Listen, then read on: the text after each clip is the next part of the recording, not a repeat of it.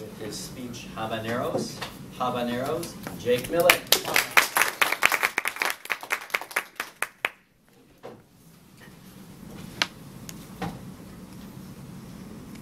It is often said that stories only happen to those that can tell them. I have a good story. I just hope I can tell it. I also think that stories are better if they're true and they're self-deprecating. And good news for you, my story is both. I was 17 years old and going on one of our most popular Boy Scout outings to Potholes Reservoir in eastern Washington, a canoe trip. Typically, we would meet at Lowhurst School at 7 a.m. We would form food groups, carpools, get in the cars, take off. We'd meet at the Cle Elum Safeway. From there, we'd go in, we'd buy our food for the next 3 days. As I was walking out of the Safeway, I thought, habaneros. I need habaneros. So I went back in, I bought 2 habaneros. Didn't know why. Thought they'd come in handy. If anyone does not know what a habanero is, they're about this big, they're a little orange pepper, and they're one of the hottest peppers in the world. Potholes was one of the most popular outings because it was really hot, and all you needed to survive for 3 days was really food and water. Really just water. And so we were running around in our swim trunks, and it was kind of a mix between the Lost Boys of Peter Pan and wildlings from Game of Thrones. It was kind of just anything goes, covered in dirt, you know, the biggest slip and slide you've ever seen, King of the Hill, canoe swamps, you name it. We were just out of control, having fun. Well, after a day, or 2 days, I guess, of swimming, roughhousing, canoe wars, what have you, German spotlight at night, we were finally all sitting around the fire. And Kevin Prince was eating a bag of tortilla chips. And a light went off in my head. And I thought, idea. So I calmly walked to my tent, grabbed my habaneros, came back. Hey, Kevin, can I have some chips, please? He handed me the bag, and I stealthily and casually broke the habaneros up into the bag with my hands.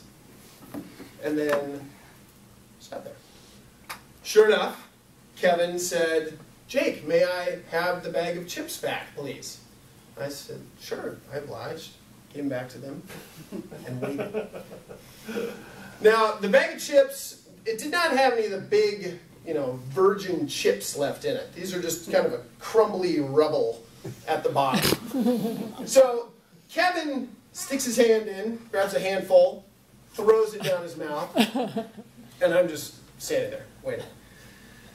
He puts his second handful in, grabs it out, and starts to kind of slow down.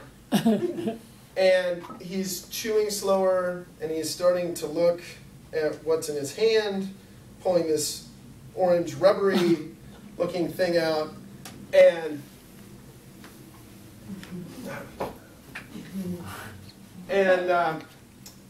I can't help myself anymore.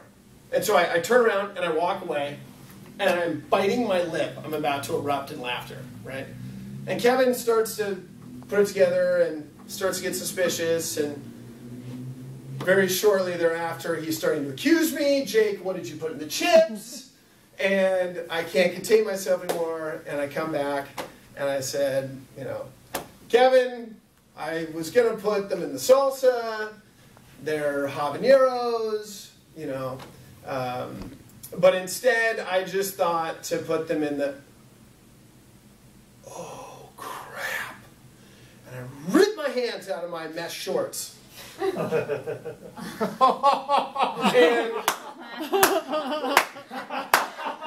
you don't know, 17-year-old boy wildlings standing around a campfire have only one place to put their hands. And that's down your pants, and you're just kind of playing with things. But I am convinced that now that I have removed the fire, all will be well. I'm at a pain level of 2.5 right now.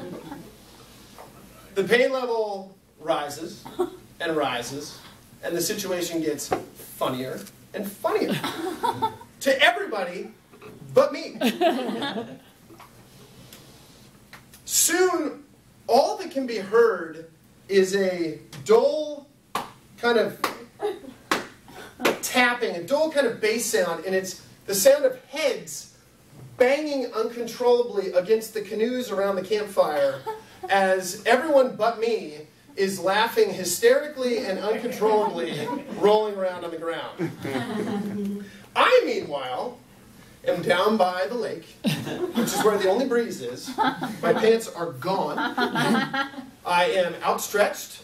The cooler lid is gone. And I am sitting on the ice with my hands outstretched and just sweating and not really making any noises. At a pain level of 11. And I swear this went on for about 20 minutes. And I made myself a promise. I said, I will never take for granted no pain down there. That's a given. And there are two lessons that come out of this story. One, don't be a jerk.